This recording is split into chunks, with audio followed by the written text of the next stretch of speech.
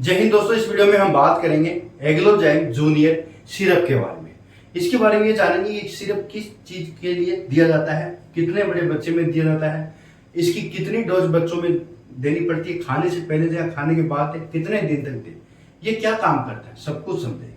देखिए, एग्लोजाइम एक पीने की सिरप में आता है। बड़े लोगों में एग्लोजाइम प्लेन आता है, छोटे बच्चों में एग्लोजाइम जूनियर आता है। तो ये जूनियर है, छोटे बच्चों में चलती है, 1, 2, 3 साल से बड़े बच्चों में चलती है, 2 साल से करीब करीब बड़े बच्चों में चलती है।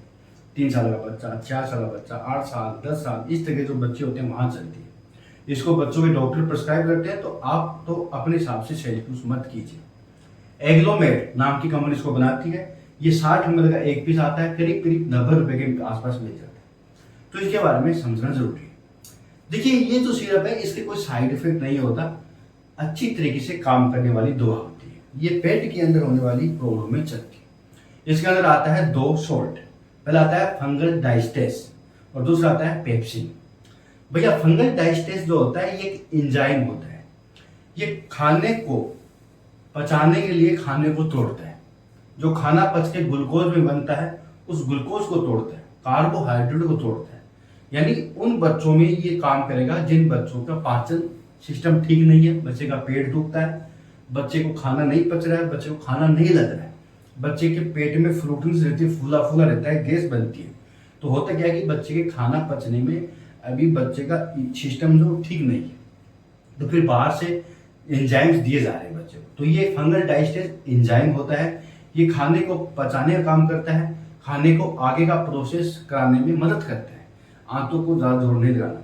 बच्चा छोटा होता है तो टाइम लग सकता है, कुछ बच्चों में ऐसा होता है। तो बच्चे के खाने को पचाने का काम, बच्चे को खाने से एनर्जी बनाने का काम ही कर, जिससे कि बच्चे में ताकत आती है, बच्चा खेल लेता है, एनर्जी देती है और खाना पीना लग जाता है बच्चे के भारीपन महसूस नहीं होता। दूसरा दोस्तों इसके अंदर आता है पेप्सिन। पेप्सिन भी एक एंजाइम होता है जो प्रोटीन को तोड़ता है। ठीक है, प्रोटीन को ये एमिनो एसिड में तोड़ता है, क्योंकि प्रोटीन टूट के एमिनो एसिड बनते हैं। ठीक है, तो पेप्सिन जो आता है ये एंजाइम होता है। जैसे कि बच्चे को दूध पिला रहे हो, कुछ खिला रहे हो, तो उसके अंदर जो भी प्रोटीन होगा उसको ये तोड़ेगा एंजाइम। तो भैया, ये जो सिरप है ये डाइजेस्टिव सिस्टम के लिए ठीक रहती है, डाइजेस्टिव सिस्टम को ठीक करती है, डाइजेशन के लिए दी जाती है। गैस बनना, हार्ट बनना, बच्चे के पेट में दर्द होता है, बच्चे का पेट फूला फूला रहता है, खाना पीना कम लगता है या खाता ही नहीं है, भूख नहीं लगती है, तो वहां पर दिया जाता है। अब समझते हैं भाई इसको कितनी दे और किस हिसाब से दे। तो भैया देखिए, ये जूनियर है तो बच्चे की अगर 2 साल से बड़ा है तो 5 ml, या फिर अगर बच्चा 8-9 साल का है तो वहां पर 10 ml दिन में 2 बार करके देनी पड़ेगी। और खाने के आधा या 1 घंटे बाद देना है। ठीक है, खाने के बाद दीजिएगा, पहले मत दीजिएगा, खाने के बाद दीजिएगा। और अपने डॉक्टर हिसाब से भी दे सकते हैं, उन्होंने जिस तरह से भी आपको बताया। लेकिन जो डोज होती है बच्चे की उम्र देख के ही होती है। 5 ml भी हो सकती है, कुछ बच्चों में अगर बच्चा बड़ा है, बच्चे का बॉडी वेट ज्यादा है तो 10 ml भी हो सकती है। दिन में 2 बार तो देनी ही पड़ती है, सुबह शाम या फिर दोपहर शाम, इस तरीके से खाने के बाद आधा 1 घंटे बाद दीजिए। बात करते हैं साइड इफेक्ट, तो भैया इसके कोई साइड इफेक्ट, कोई नुकसान नहीं है।